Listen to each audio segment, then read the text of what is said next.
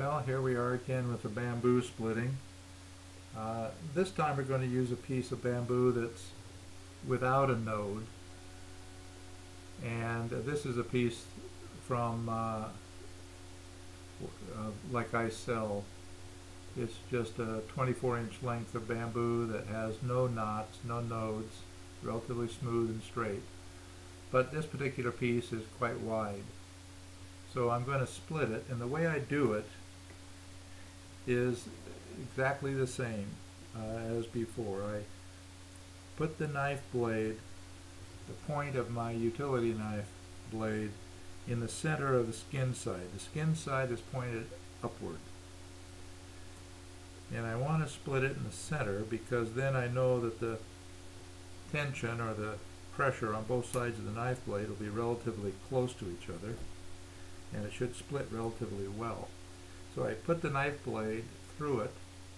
I have the tip of the knife blade still in the wooden block, and then I push the bamboo through the knife blade, and once it gets far enough, then I begin to pull it. Now I have two pieces of bamboo. They're not exactly the same thickness.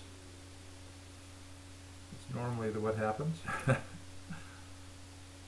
But the piece that I have that I want is right here, and this I'm going to further reduce, and I'm not going to do it in the center here. Here I want to just trim the edge of the bamboo parallel to the skin. So I'm going to do the same thing, and this may not split quite as uniformly, so I'm going to have to be more careful about how I guide this through the knife blade to make sure that it stays the way I want it and doesn't have a tendency to wander on its own because of the difference in pressure or tension from one side of the knife blade to the other.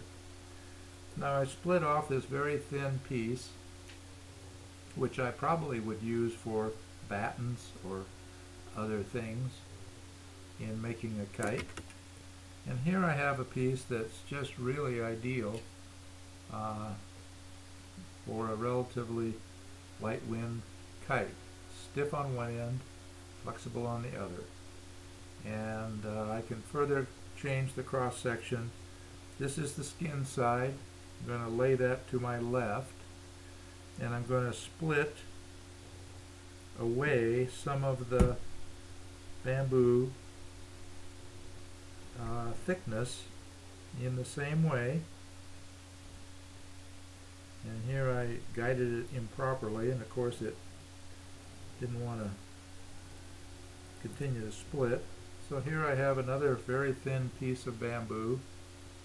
I mean, this will give you an idea here. This is a very, oops, it broke, but it's very thin, flexible. Now this is a very nice thin piece of bamboo for a light wind kite spine.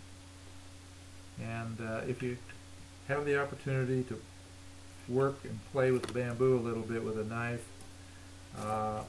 in addition to the shaving technique that we talked about in the spine making and bow making, which is just to hold the knife blade against the edge of a table or a block of wood and just hold it and pull it that way, that gives you control of the shaping without having to split the entire piece. So you do that kind of shaping with a knife or a small block plane after you have the piece pretty much the size that you want to use it in your kite, and you just want to shave off parts of it, which is what we're doing here. So I hope this gives you a better idea and helps build your confidence in working with bamboo, because bamboo is a fun material to work with and is extremely versatile. So take advantage of using it. It grows in lots of places. You can find it in many gardens and parks, and maybe even in your own backyard. And if you can find some that's got a wall thickness that's suitable, harvest it green and work with it green, split it and shape it green, and then let it dry and use it in a kite for a spine or a bow, and it should work very well.